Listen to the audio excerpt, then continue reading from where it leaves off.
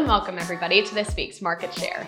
This short weekly segment brought to you by MKR, where we bring you all the noteworthy news and updates surrounding digital media and the world today. I'm your host Genevieve, and we've got some cool stories for you today, so let's get started. First up, this week Hasbro has unleashed a new mascot on the world on behalf of their Nerf brand, and it is a lot.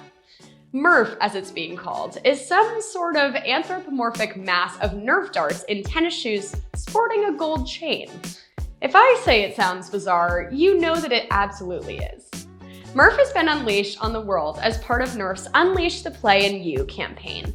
Murph will appear all over Nerf's marketing channels, from social to in-store touchpoints, as part of a multi-year always-on campaign for the toy brand.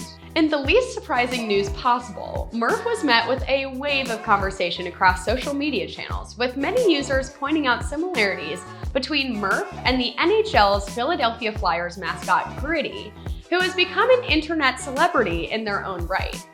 If Hasbro's intention for this mascot was to drive online conversation and impressions, they have absolutely hit a home run.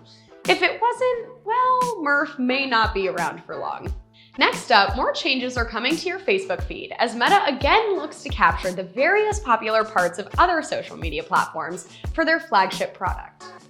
This time they're looking to add more AI-recommended content to users' Facebook feeds, in the same way the much-lauded TikTok AI curates users' For You pages. The AI-selected content appears to be based on overall engagement on the platform and popularity, not any kind of personal connection, which seems a bit counterintuitive for a platform that was once based on only personal connections. However, as active user numbers grow on other platforms, Meta can be counted on to attempt to recreate as many popular features as possible. As Meta explained in a release, the home experience will balance both connected content and unconnected content. We're working to clean up top of feed and make it just as easy to see stories from friends as it is to discover new content in Reels. Facebook's quest to be everything to everyone remains unparalleled. Next, Gen Z, often referred to as the most disruptive generation online, will outpace the earnings of their millennial counterparts by 2031. In a new survey from Rave, Gen Z's relationships and spending habits are broken down to help plan for what may need to be a big shift in the way some brands are approaching this segment of their audience. According to the data, Z is between 10 and 22 years old, which amounts to more than 2 billion people globally and represents 40% of US consumers. Gen Z is also the most diverse generation, with 20% identifying as LGBTQ+, and 22% having at least one immigrant parent compared to just 14% of millennials. Gen Z has a major impetus in buying from brands they feel like they trust. 65% of them will research product origins before purchasing, and 49% are willing to purchase from a brand that has more inclusive marketing. While all marketing has to undergo generational shifts from time to time, it currently appears that Gen Z will hold not just marketing, but brands themselves to higher standards than previous generations. While Gen Z's full buying impact may not overtake their previous generations immediately, it's past time to start considering how to be one of the brands Gen Z can be invested in. Finally, is your marketing funny enough? According to a report from Oracle, 91% of businesses globally prefer brands to be funny, yet 95% of business leaders fear using humor in their advertising or marketing. Think about the last time you saw something funny in an advertising space.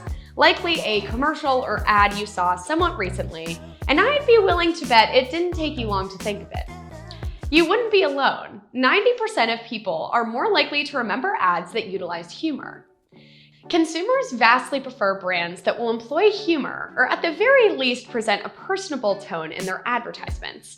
Yet we're left with very serious, soft-focus shots of someone staring over the rim of a steaming coffee mug as they attempt to sell life insurance. There's a very visible disconnect between the way that audiences want to interact with those brands and the ways those brands are comfortable presenting themselves. Using humor in your marketing can be a challenge. It's always easier to be safe and boring with your messaging.